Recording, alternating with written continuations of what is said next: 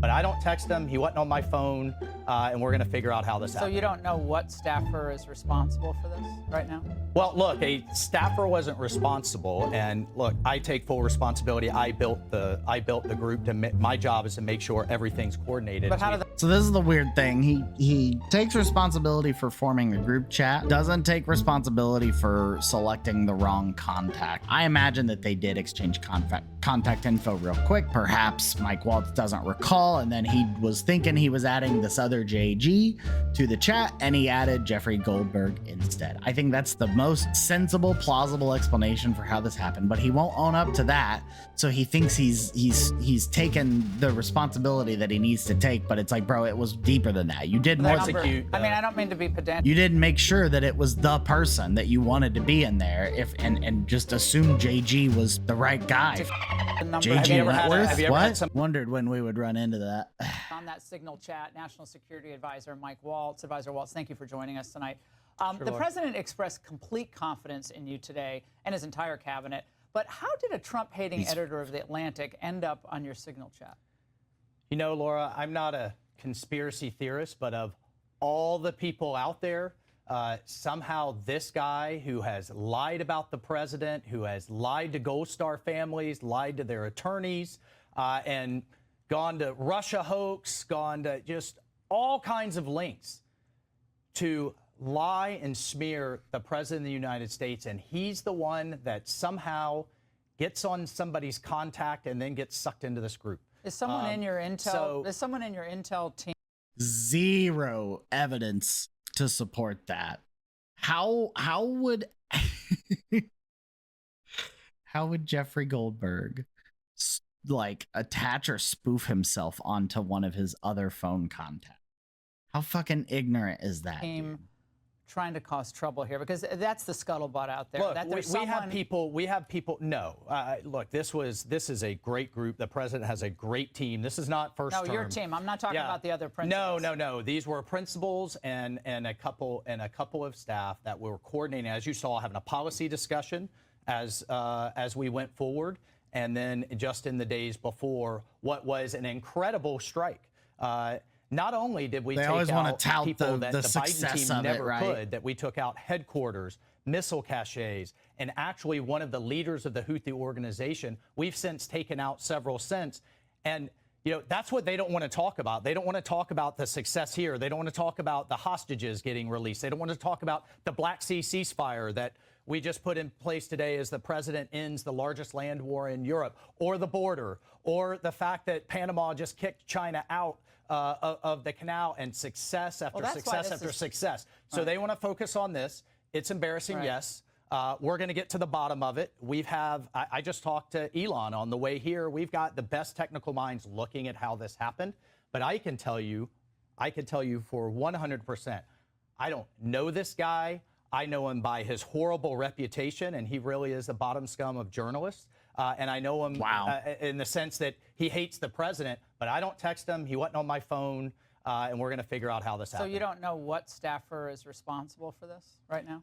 Well, look, a staffer wasn't responsible, and look, I take full responsibility. I built the group. My job is to make sure everything's coordinated. But so this is the weird thing. He takes responsibility for forming a group chat, but doesn't take responsibility for selecting the wrong contact to put in.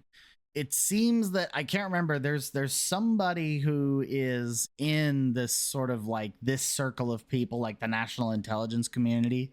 There is somebody who has the same initials as Jeffrey Goldberg, so it's possible that Mike Waltz just had Goldberg in his phone from a previous, he's a journalist from a previous encounter. They had been at the same, I think, some sort of event in the past. They've been pictured together. So like they've definitely like at least met, even if briefly. Sometimes people meet briefly and they exchange contact info. I imagine that they did exchange contact info real quick. Perhaps Mike Waltz doesn't recall, and then he was thinking he was adding this other JG to the chat, and he added Jeffrey Goldberg instead. I think that's the most sensible, plausible explanation for how this happened, but he won't own up to that. So he thinks he's taken the responsibility that he needs to take, but it's like, bro, it was deeper than that. You did more. I mean, I don't mean to be pedantic. You didn't make sure that it was the person that you wanted to be in there, and just assume JG was the right guy. Okay, fucking how did the number? JG Have you ever What? had somebody's contact that shows their name, and then you have somebody else's number never there? make those mistakes. Right? You got somebody else's number on someone else's contact. So of course I didn't see this loser in the group. It looked like someone else. Now whether he did it deliberately or it happened in some other technical mean is something we're trying to figure out. So your staffer did not put his contact information. No, but how did it end up in your well, that's phone? what we're trying to figure out. Okay, but that's a pretty big problem. That is what we've got the best technical minds, right? That's disturbing. And that's where, I mean, I'm sure everybody out there has had a contact where it was said one person and then a different phone number. But you've never. The official Signal Blue Sky account, by the way, confirmed that there is not like a known issue happening. There's no known exploit or issue happening with the Signal app. There's no exploit that exists, which is kind of what Mike Waltz was alluding to. Never talked to him before, so how's the number on your phone? I mean, I'm not an expert in any of this, but it's just curious. How's the number on your phone? Well, if you have somebody else's contact and then then somehow it gets someone sucked sent in, you that it gets contact. sucked in. Was there someone else supposed to This be is on a the fucking chat twister. that wasn't on What the chat fuck? that you thought was So on the the chat? person that I thought was on there was never on there. It was this Who guy. was that? What person? Well, I'm not. Look, okay. Laura, I take responsibility. I built the. And they don't want to. I don't know why they don't. They don't want to say the person's name because it's this other JG person. I'm pretty certain. That's the part that embarrassing, yes, but Pete and I are veterans. We know these operations.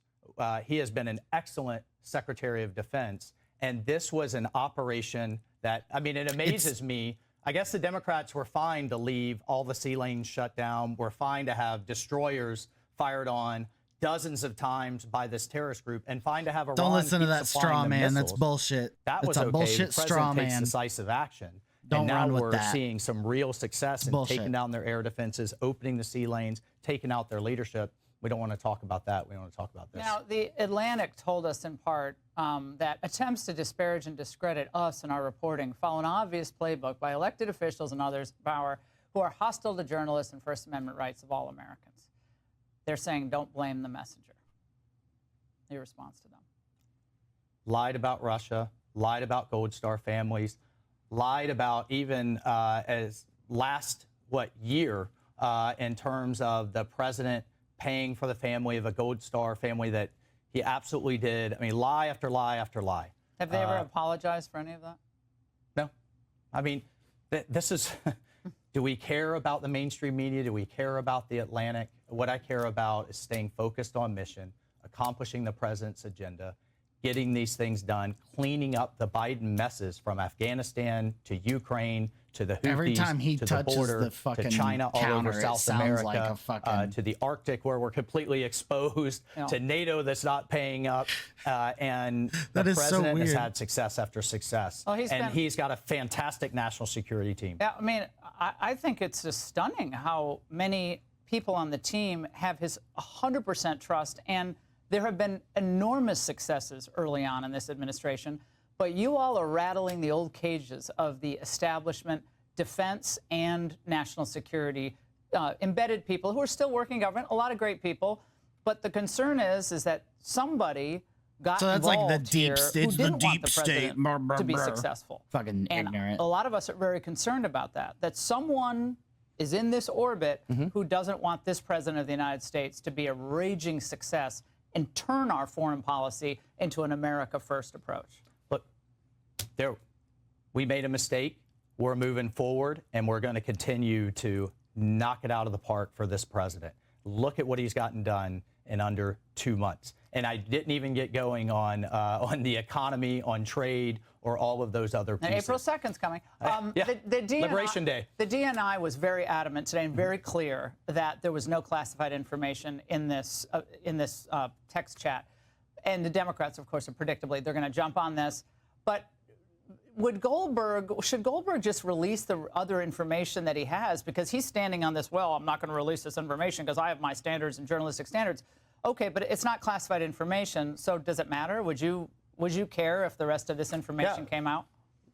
Look, I mean, I would prefer, certainly, as the president was saying today, if we could all sit in a steel-lined lead room and have all of these conversations. I certainly want our deliberations to stay confidential. This was an encrypted app that the CIA had on sitting there as John Ratcliffe was confirmed and walked into the building from the prior administration. It's on other agency apps.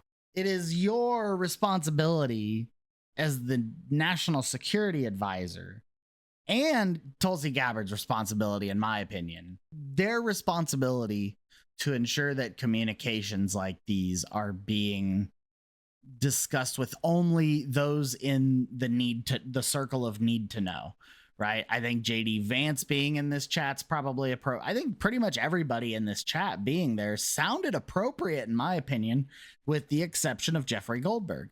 And again, the thing is that it's, to me, it's like the only verification that may have been done was to give them the benefit of the doubt is that they saw JG and assumed it was this other person, right? If you just look at this realistically, I think that's what we're seeing, is that maybe somebody tried to verify, but they just didn't like actually select each person's name to be like, is this, is this, you know, whatever. And they could have even done better by, like, you know, saying like, hey, need everybody to chime in, so-and-so, where you at? And then they would have not gotten a response or whatever. Or maybe they should have just tried the app. These people are basically boomers when it comes to technology, I'm sure. So none of them probably considered, you know, typing in @ and then J, you know, and to see who, if you know, they would have, at that point, they would have seen the name, right? They would have seen Jeffrey Goldberg and they're like, what the fuck? Who the fuck is that? Right. And then they would have probably caught it and taken care of it. But, obviously that's not what happened. They just saw JG and they just said, oh, that must be blah, blah, blah, and moved on, and didn't have any concern that this person wasn't interacting with this chat at all. So they could have like sounded off or something, maybe, I don't know. But I feel like that there's a way to sort of ensure that everybody who's in that chat is supposed to be in that chat and that nobody else is in there who's not supposed to be. And that's the issue with them using Signal. And it's unclear to me yet whether or not they use their personal device. If they use their personal devices, that's an issue.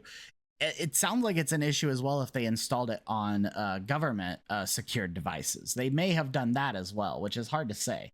That's like, you know, you're letting a publicly available app onto a device is supposed to be extremely private. And I don't know that that's acceptable by our national security standards in this country. No, of course I don't want it all out there, because these were conversations back and forth that you should be able to have confidentially. But what you also saw was a healthy policy debate in how we were going to achieve this for the president, what would be the results, what should be the timeline. And I think, again, I am fortunate to work for this president. I am fortunate to help him execute this vision, and incredibly fortunate to have this team around him. But there's no classified information in this exchange. No classified information. But you'd prefer it not to be out. Of course.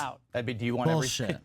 Yeah, no, well, right. I don't work for the government. I mean, this is why these. Right. That's why texting in general is, in government situations. Again, as difficult. The president said, if we could all stay in the same room, but when we've got he's always been people like that. moving, right? As he said again today, I mean, that would be his preference. I think all of our preference. But when he has people all over the world and we're coordinating these complex operations, we're moving at Trump speed. Fast. Doing all of this. We're cleaning up. I mean, we're doing 5 or 6 legacy-defining things in the first month. And we're cleaning up multiple Biden messes from the Middle East to Europe, to the mess of our border, all at once, at the same time. You don't need any distractions. You don't need any side stories or distractions. Yep. And I think people are watching this. Most Americans don't. They want the answers, the bottom line. Yep. You know, about Russia, about Ukraine, about China. But they read stuff like, oh, wait, there was a 2023 DOD memo that said you shouldn't use Signal. And yet you hear Ratcliffe today saying, well, it was commonly used. So doesn't there need to be a standard across the board? Absolutely. Just don't use any of these apps. But then how do you communicate when you're not in a skiff? Well, and that's what you heard. That's what you heard Elon talking about, kind of the mess that is government communications. I could tell you, members of that team, I've been very frustrated about, the quality of our communications. We are working to address that. So one of the things that DOGE is doing is improving our IT, is improving our ability to communicate. I'd love to see evidence of to that. the extent we get everybody in the same room, always better. Yeah, it's always better. But you've never met Goldberg. He's out there saying you guys have met in the past, but you've never met him. No idea. Wouldn't know him if I bumped into him, if I saw him in a police lineup. Do now. Again, they might have passively met, but you still sometimes will exchange numbers with a person. What I can tell you for all we know, Goldberg could have been like, "Hey, man, certainly wasn't reaching out or talking to him, editor-in-chief at the Atlantic. I would really like to, yeah, well, he's especially if it was since the election, because then we probably knew who Mike Waltz was. So-called journalists out there in the role he Atlantic. was near and dear to my heart as a veteran is lying government. about Gold Star families who love this president, veterans who love this president, and are thanking God he's president and commander-in-chief once again. And then you have a defense secretary who this morning I was talking to is working out with the Navy SEALs out in Honolulu, leading, improving morale, improving recruiting, improving lethality, and working with DOGE to improve efficiency and get our warfighters back to meritocracy mission focus. I mean, again, Laura, this team believes in this president. This team likes each other, knows each other, is working. Was there a mistake? Absolutely. We're going to improve it. We're going to fix it. And we're going to move forward to achieve the president's agenda. Why was Besant on this text chain? So he finally admits it's a mistake. Like, why would Scott Besant? Because you have a sanctions regime. This is, again, right? You had Biden just literally, they would swarm our destroyers with drones, cruise missiles, UAVs. At first, he would allow them to just shoot them down, then pinprick attack, then 4 months would go by, shut down shipping. 75% of global commerce is getting rerouted. The world owes the president a favor, or excuse me, a thank you for taking this on and fixing this problem. Bit Freudian, and that maybe. is dry up their money, dry up their supply chain from Iran, hold Iran accountable. Go after the missiles. Go after the leadership. If you're going to move against a terrorist group, you take them out. And that's exactly what this team was doing. I was actually relieved to see the nature of the exchange among you. I mean, it's kind of cool for regular people. And obviously, because the texts were revealed, we can see very clearly that J.D. Vance was not super into the idea of doing it right away. And he knows Trump was into the idea of doing this. And he was just voicing his, in contrast to Donald Trump, he was voicing that he doesn't know if the president was aware of how the attack on the Houthis would look given his current position on Europe. And he makes a good point in that criticism that's very sort of realistic for J.D. Vance, I think, because apparently the vast majority of the trade that goes through that particular canal is a lot of European trade route. A lot of that's a popular European trade route that I think it's only like 4 or 5% of U.S. Trade goes through here. But Trump, being Trump, was getting sick of our boats being attacked. I'm not saying it was necessarily a bad thing to do something about it, but again, it's the issue I take is how they communicated the plans. They obviously left this massive vulnerability of having an unintended person in on some very, very, very sensitive information that apparently I've heard a good portion of the intelligence community argue is indeed classified. It's crazy. It's crazy that they're not taking more responsibility and that there isn't at least one resignation for this. I think Mike Waltz seems like an obvious, person that they would just scapegoat. They don't care. Pete Hegseth, I don't think they want Pete Hegseth to take the fall, but I think Pete Hegseth bears responsibility a huge amount, potentially even more than Mike Waltz, because he just started blasting these things out there without checking to being like, maybe I should just double check who's on here. I don't know why there's 19 people in here or whatever it was. Why haven't I heard from everybody? Who's JG? That should be so-and-so, but let me just check. Oh, I see. Who the fuck is Jeffrey Gold? Before before messaging out these plans, nobody did their due diligence and just made the fuck sure that was locked down tight, and Pete Hegseth was again the one who said we are clean on OPSEC. He made the call. I don't, there's no operational security issues that I identify here, even though it's like, again, so many of the memes have shown it's Big Bird standing in the fucking corner of the room. Like, am I supposed to be here? And Goldberg he made sure that, everything, all the dust settled so that he didn't endanger any active operations. And they kept saying it wasn't classified. So he's like, well, then fuck it. I'm just going to release it. And that's what he did. So big deal. People just to see, okay, how do these decisions get made with the president and the, obviously Miller is representing the president. But I actually thought it was really refreshing to see how you all seem to have mutual respect. No one's like blowing off another person's opinion. And none of us know anything about how decisions were made in the Biden administration. Nothing.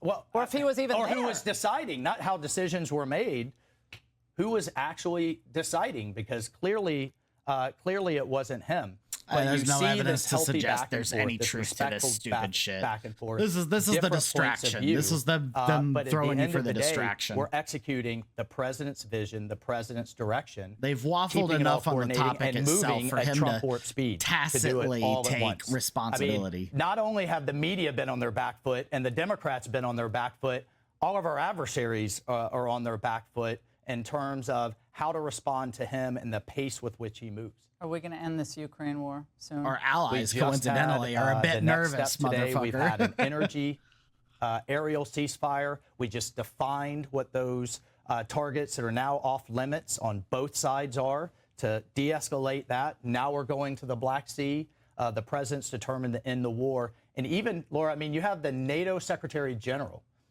NATO, looking at the president in the Oval Office saying, you broke the logjam. Just months ago, no one was talking. Now we're going from, if this war will ever end, an endless war of people, treasure, and material, to now how it will end. And of course, the people that were in the endless war camp are going to criticize how this president is going to end it. But he is going to drive it to an end, and it's an honor to be part of it.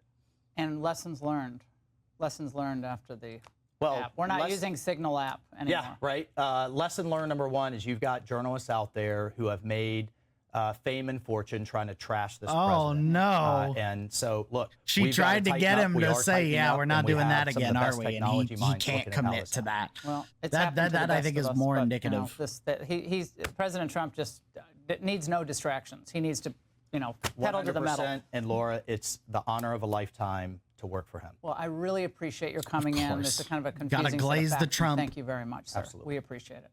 Click here to subscribe to the Fox News YouTube. Ew, fuck off, Jesse Waters. All right.